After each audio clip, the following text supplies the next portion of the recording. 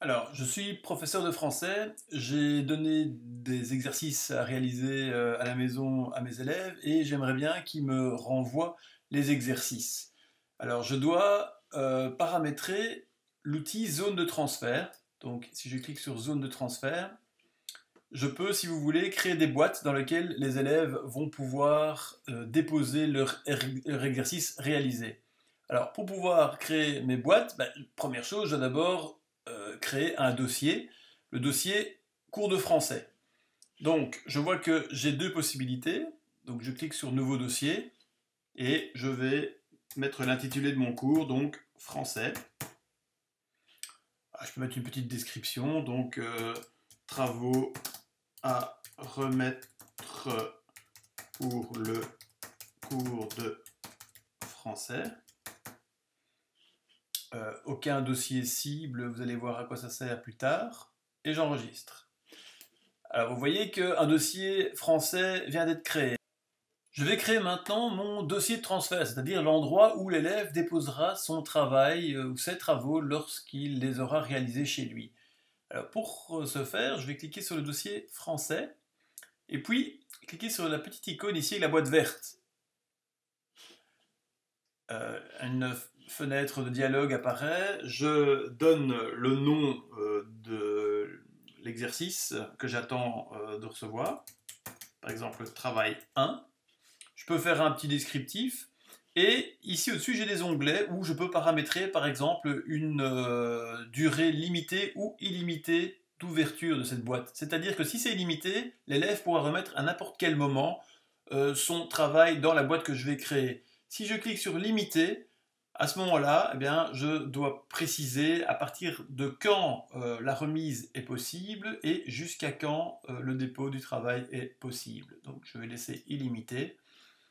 J'ai d'autres onglets possibles de paramétrage.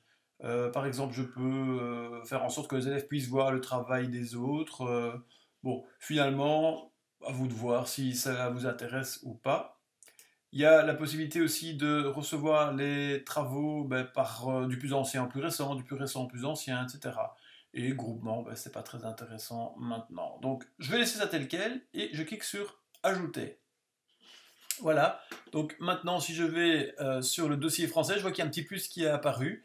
Je clique dessus et je vois qu'il y a une zone de transfert qui a été créée sous le nom de Travail 1. Alors, je suis élève en 5e infographie et j'ai mon travail 1 à remettre à mon professeur de français via la boîte zone de transfert français. Qu'est-ce que je fais? Je clique sur le petit plus qui correspond au dossier français et je clique sur Travail 1. Alors, je vais devoir paramétrer l'envoi de mon travail. Donc, j'ai trois étapes. Première étape, je dois choisir le ou les fichiers qui correspondent à mon travail, qui sont sur mon ordinateur. Je clique sur Parcourir et j'ai une boîte de dialogue qui s'ouvre. Je vais vous montrer deux possibilités de glisser mon travail dans cette boîte de dialogue. La première, c'est ici, je sélectionne des fichiers. J'appuie sur le petit plus. Alors, je cherche mon fichier et quand je l'ai, je clique et je l'ouvre. Voilà, il m'indique que le travail 1 d'Esguin est prêt à être versé. Je valide. Et le travail 1 d'Esguin pour le cours de français apparaît. Je peux ajouter une description ou un petit mot à mon professeur. Voilà. Et puis, je valide. Et on voit immédiatement que le travail d'Esguin Alexandre a bien été envoyé et est bien dans la boîte de dépôt travail 1. La deuxième possibilité pour envoyer un travail dans la boîte travail 1, c'est la même procédure. Je clique sur la boîte verte, travail 1, et je clique sur parcourir. Et puis ici, j'ai la possibilité d'utiliser la technique du cliquer-glisser. Donc si ici, j'ai simplement le compte rendu, le visuel de mon disque dur, j'ai le travail 1 d'Esguin, copie que je voudrais glisser, eh bien je clique sur le fichier et je vais faire un cliquer déposer dans la boîte. Et puis je téléverse. Et troisième étape, je remets le travail. Donc, qu'est-ce qu'on voit dans la boîte travail 1 maintenant? C'est que Desguin a remis 2 fichiers. Que je sois professeur ou élève, j'ai ici toute une série d'autres icônes qui me permettent d'avoir différentes fonctions. Donc, par exemple, si j'appuie sur plus, eh bien, je pourrais télécharger plus de fichiers.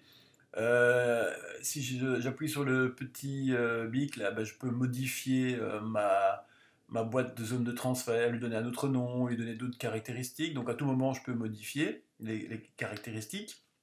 Et alors, à la fin, je suis professeur et je veux récupérer les travaux de 15 élèves, 5 jours plus tard par exemple. Eh bien, pour pouvoir les réceptionner, j'appuie sur cette icône-ci.